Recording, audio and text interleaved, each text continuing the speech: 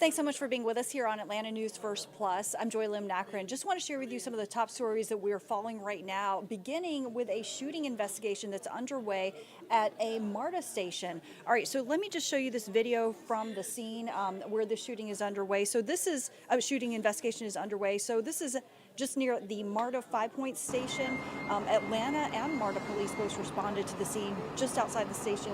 As you can see, they taped off part of the area. Well, we've learned that shell casings were littering the ground, and what appeared to be blood could be seen on the sidewalk.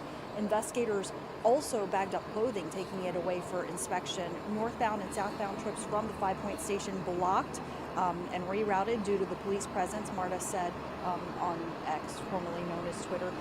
Atlanta News First does have a crew on the scene right now. We're working to get more information on what happened. We're going to keep you up to date with all the latest here on Atlanta News First and Atlanta News First Plus. Also want to let you know about this heartbreaking crash, the investigation underway right now in South Fulton. So family members have now identified a victim killed in the crash along Old National Highway in South Fulton overnight. It was a two-car crash involving a three-wheeled motorcycle, also known as a slingshot. 3 people have died involving this crash. As a result of this crash, it happened just at 7225 Old National Highway, police said, around 1:30 in the morning. Authorities still investigating exactly how it happened. Police have not identified victims, but Terrence Guthrie said his stepfather, Ryan Hines, was killed in the crash, and really his family is devastated. Let's listen. He was turning in, car came and hit him, and he died on impact. My mother's at the house right now. She's grieving kind of hard, tough loss. Everybody gonna miss him. He gonna be missed. And of course, we're going to continue to follow the latest. We do want to let you know that turning in, car came and hit him. We do want to let you know that a portion of Old National Highway was shut down during the investigation. It did reopen around 7:20 this morning, but we're going to keep following the outcome of that investigation, bring you updates here on Atlanta News First.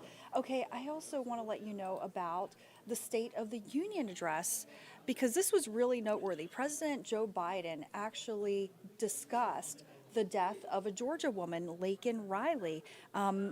So obviously this is a big national story, not just a local story now. And the president, delivered the State of the Union before kind of a divided Congress and American public, also sparring, I should say, with Republican lawmakers. And I wanted to just set this up for you. This is a response to Congresswoman Marjorie Taylor Greene about the killing of Laken Riley. Again, this young woman who, 22 years old, was a nursing student and was killed on the UGA campus, allegedly by a man who illegally entered the U.S. from Venezuela. Let's listen to the president's response. Laken Riley, an innocent young woman who was killed by an illegal. That's right. But how many of thousands of people being killed by illegals? To her parents, I say, my heart goes out to you, having lost children myself. I understand. But look, if we change the dynamic at the border, people pay these smugglers $8,000 to get across the border, because they know if they get by and let into the country, it's 6 to 8 years before they have a hearing. And it's worth taking the chance of the $8,000. But if it's only 6 weeks, the idea is it's highly unlikely that people will pay that money and come all that way, knowing that they'll be able to be kicked out quickly. Folks, I would respectfully suggest my Republican friends owe it to the American people, get this bill done. We need to act now.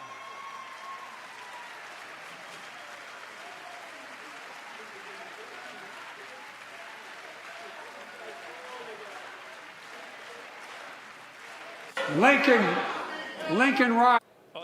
And we do want to let you know, following up on those remarks, by the way, President Biden returned to the campaign trail with an event planned in Philadelphia, but the House of Representatives has passed the Laken Riley Act. So do want to let you know about that major development that, we've been following closely. But just to kind of recap, the Laken Riley Act requires authorities to detain any immigrant who commits burglary or theft, and it comes out of the death of Laken Riley, which is really what inspired the bill. But again, it has now passed. Supporters of this bill say if that murder suspect had been detained and police had been notified or had notified ICE that he would have been taken into federal custody.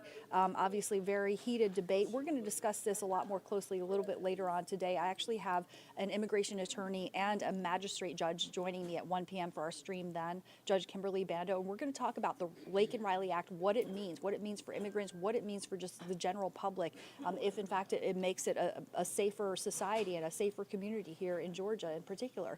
I do want to let you know about this other update as well, which is that another brother of the UGA suspect has now been detained. Immigration and Customs Enforcement telling us Argenis Ibarra entered the U.S. illegally last year, and immigration agents found him last month while helping Athens police investigate Laken Riley's death. So we're going to just keep following that, and you can find it on our website, AtlantaNewsFirst.com. Sorry, it's playing an ad right now. I wanted to show you the story on our website, but you can go and check that out. And I do want to let you know about the other brother, right, Diego Ibarra. So we're talking about the discovery of another brother, Argenis. And so Diego is detained. Remember, we were telling you about the hearing yesterday for Diego Ibarra, who is, again, one of the brothers of the UGA murder suspect. So Diego Ibarra is charged with actually having a fake green card, some kind of fraudulent documents. And, he is remaining in police custody right now. But we're going to keep following the developments there. All right, let's talk about the weather today. We do have a first alert weather day in place. I understand, First alert meteorologist Rodney Harris, I was trying to get things done on our farm before I came to work because I knew it was not going to be pretty when I came home later. Well, I'm glad that you were prepared, and we hope that everybody else is as well today, Joy, because as you mentioned, we are in a first alert weather day here in Metro Atlanta in North Georgia. So happy Friday to you, everybody. Everybody will see rain today. That rain will be heavy at times. In addition to that, we are forecasting another round of street flooding, especially tonight going into Saturday. Saw a lot of that on Wednesday morning. And then we are also looking at the potential for some isolated storms. I will point out that unlike Wednesday morning when everybody had to go to work, hopefully you can stay indoors tonight going into Saturday morning if you don't have to get to work tomorrow. And that could limit some of the issues that we saw on the roads on Wednesday. So here's a look at first alert radar right now. And we have a couple of showers out there, some sprinkles here and there, but this isn't really much. The rain doesn't really move in until later on this afternoon. So that's a change today compared to yesterday. The rain moving in earlier, having a higher impact on your day today in North Georgia. At lunch, we're still mostly dry. By 3 o'clock, rain is starting to move into far west Georgia. Still mostly dry, though, in Metro Atlanta when you're picking up the kids from school. So 5 to 6 o'clock is when this rain will start to move into Metro Atlanta, between 5 and 6. So the earlier you get home today, the better. The later you drive home, the more likely you are to get wet. This rain will continue all night. It's going to be one of those type of nights where it's just going to rain nonstop, unfortunately. So that's what you can see there at 8 o'clock. If you did have any plans for tonight, we encourage you to stay indoors. Just know that if you do have to get out, it'll be wet, and that heavier rain is expected to be south of I-20, although it will rain everywhere. The rain continues during the overnight hours on Saturday.